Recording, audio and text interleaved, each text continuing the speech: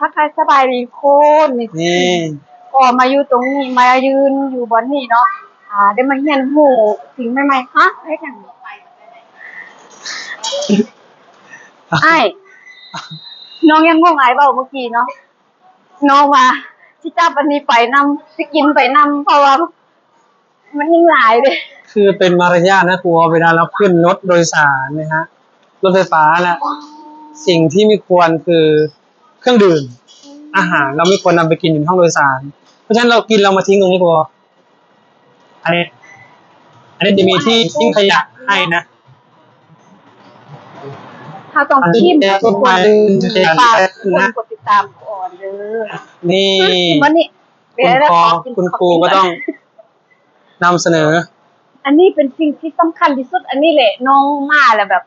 น้องอยากมาเที่ยวมาเรียนเป่าบทเรียนนั่นอันนี้ผมหูเดนทำภาษาที่น้องจับไปพูดได้จับไปกินไปพร้อมได้นี่คือขอแยกครัวเดี๋ยวจะพาครัวไปอันนี้ขยะเปียกมีแยกอีกทุกคนบึงอันนี้ขยะรีไซเคิลอันนี้ขยะทั่วไปอันนี้ใส่นี่ก็ได้ใส่นี่ก็ได้เนาะอ๋ออันนี้เขาใส่ขยะเปียกเนาะรีไซเคิลเขาจะเอาไปแก้วขวดกระดาษความละเอียดวันนี้จะพาไปซื้อน้ำในตู้ที่ตู้พิเศษอีกแล้วตู้พิเศษมีนะซื้อน้ำตู้พิเศษที่บอกไว้ว่าอาจจะมีคนหลบอยู่ด้านตู้นะเนี่ยจะพาครัวมาซื้อน้ำตรงนี้ครัวพร้อมลองไปซื้อน้ำกินกันเขาซื้อน้ำตู้พิเศษครับลองที่ตามไปน้ำกันทุกคนตู้พิเศษจะแพงเนาะเดี๋ยวครัวเป็นคนไปซื้อนะโดยให้ครัวเป็นคนไปซื้อน้องเป็นปะให้เบาตูถือโทรศัพท์ให้เราเบาตูครั้งแรกในชีวิตให้เราไปซื้อก่อนเดี๋ยวเราไปซื้อกันเฮียนสอนน้องเรียนสอนน้องแหละสอนวิธีซื้อไอลมเนี่ยลังตู้นะมีครัวเราพิสูจน์นะน้ำจะชงเองเป็นบอกเดี๋ยวเราซื้อก็เฉลยเราซื้อน้ำก็เฉลยแล้วซื้อน้ำก็เฉลยคือว่ามีคนชงเองได้บออันนี้เราท่านผู้ชมครับบ่าวของเนี่ยนะครับวันนี้เราทำคอนเทนต์กันทำคอนเทนต์กับบ่าวตู่นะครับอาจจะมีเรื่องราวของความที่ว่าเราแต่ก็บอกคิดว่ามันคอนเทนต์มันมีคนอยู่ในอะไรมีเชื่อว่ามีคนอยู่ในอันแบบจะเอามาให้เขาแม่เนาะแล้วปกติเราไปซื้อนะที่ร้านค้ามีคนชงให้บอก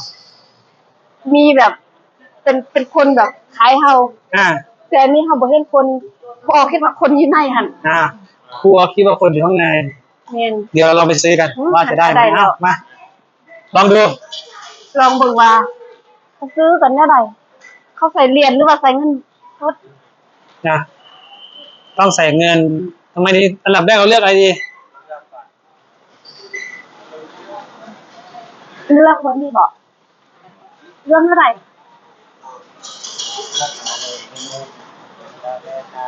เมนูแนะน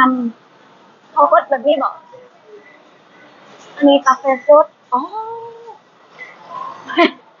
ตู้พิเศษผมจะออกแบบนี้ถ้าเขากดนี่นมโก้ไม่ได้เปลี่ยน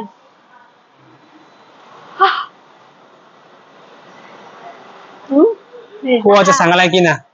เปลี่ยนเลือกมีน้ำมีทุกอย่างเลือกเลยแล้วก็จ่ายตังค์ให้บ่าวตู่สอนครัวด้วยเนี่ยเอาอย่างจะเอาอะไรตอนนี้เพลิน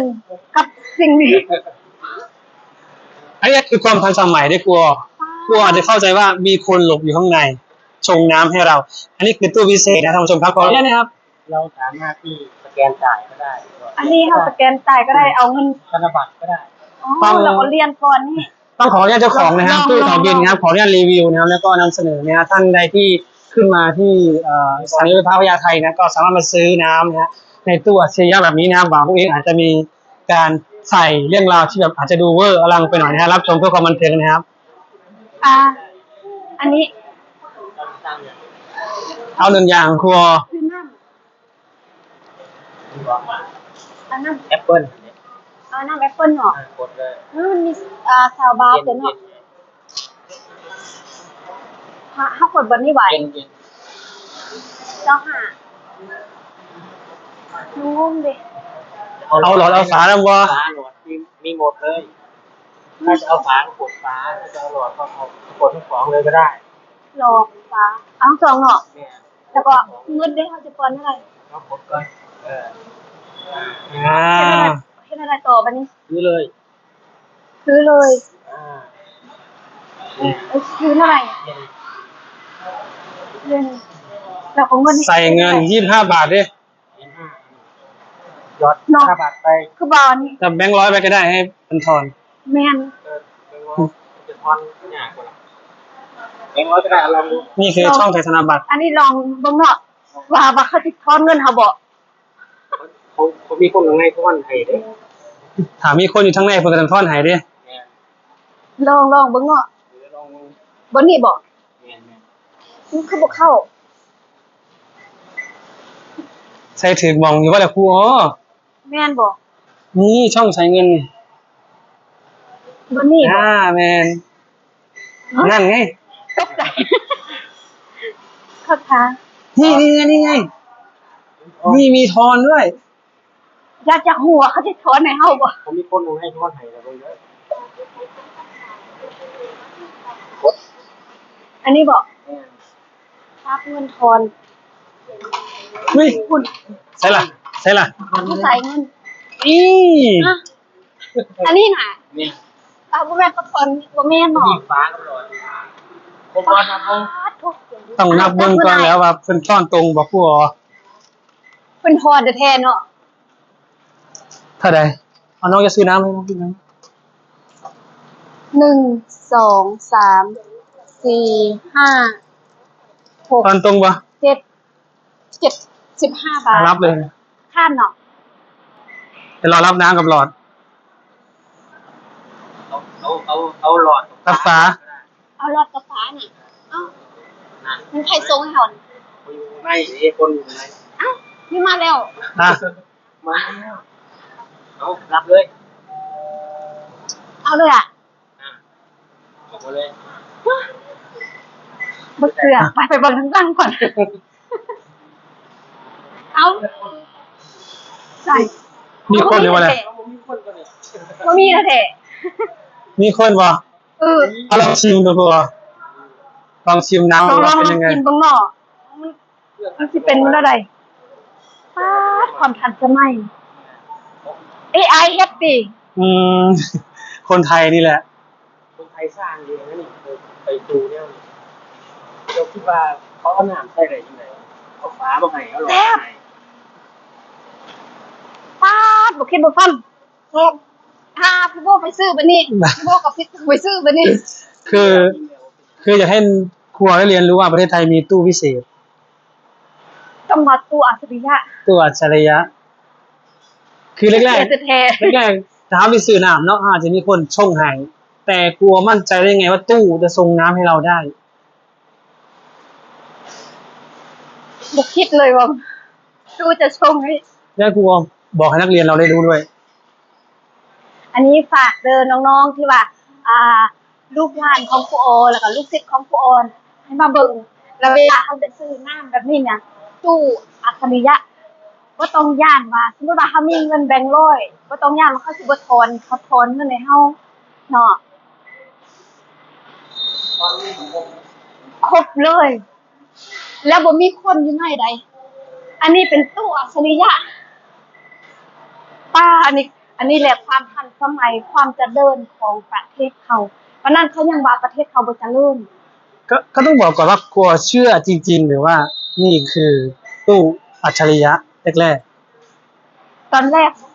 บ่อยากเสือแต่ได้มาลองแล้วเสือแล้วเดี๋ยวนี้ ๆเชื่อสนิทใจ เชื่อแล้ว ไปเบิ่งยังบ่มีคน ก็คือวันนี้นะครูโอนะครูสาวมาพิสูจน์ตู้พิเศษประเทศไทย ชงน้ำชงกาแฟทอนตังค์ได้ด้วยเนี่ยถือว่าสุด อั ย น อด บอลเขาเลือกนี่นะเลือกเมนูเขาเลือกเมนูได้ดิ เดี๋ยวไม่รู้ได้แล้ว แล้วเขามีแบงค์ร้อยแล้วเขาก็ป้อนเขาก็ทอนเงินในห้อง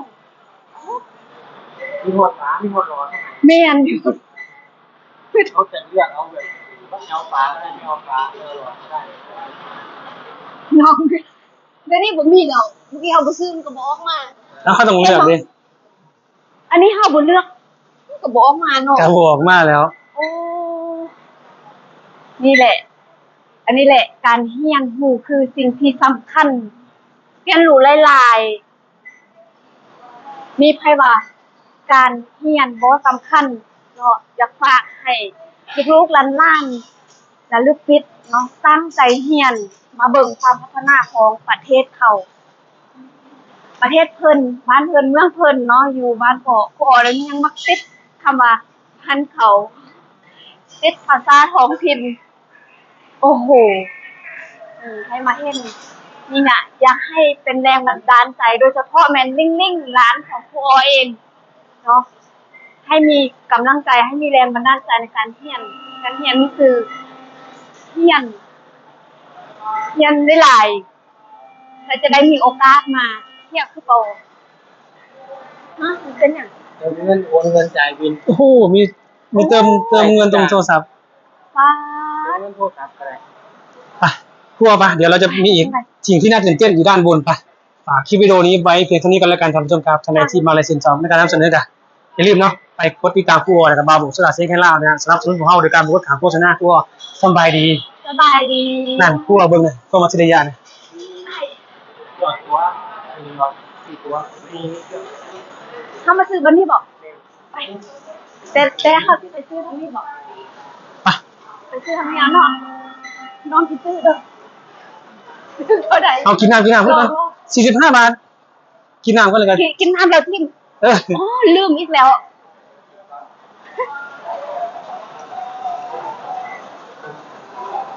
กินแล้วก็กินแล้วก็ไปคลิป อ๋อ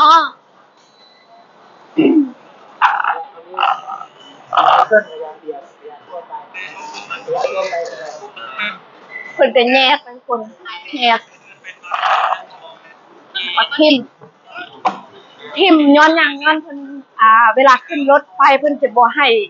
เอาเครื่องดื่มหรือว่าของกินไปนำเนาะแล้วตอนนี้ก็จะไปซื้อตั๋วรถหรือว่าปีรถไฟหน่อยเนาะสำหรับคลิปนี้ก็จะจบคลิปไปสำนี้ก่อนแล้วพบกันคลิปหน้าเนาะฝากกดติดตามช่องของครูอรดาเนาะถ้ามาคลิปของครูอก็อย่าลืมสนับสนุนคลิปของครูอโดยการบอกคำโฆษณาเนาะฝากไปกดติดตามคลิปของช่องตามภาษาบาวล่าเนาะครูอแล้วก็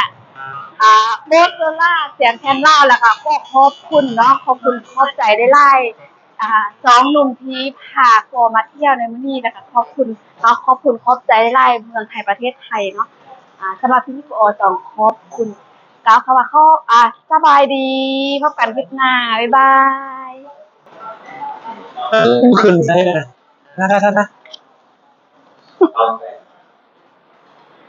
ไปสุวรรณภูมิ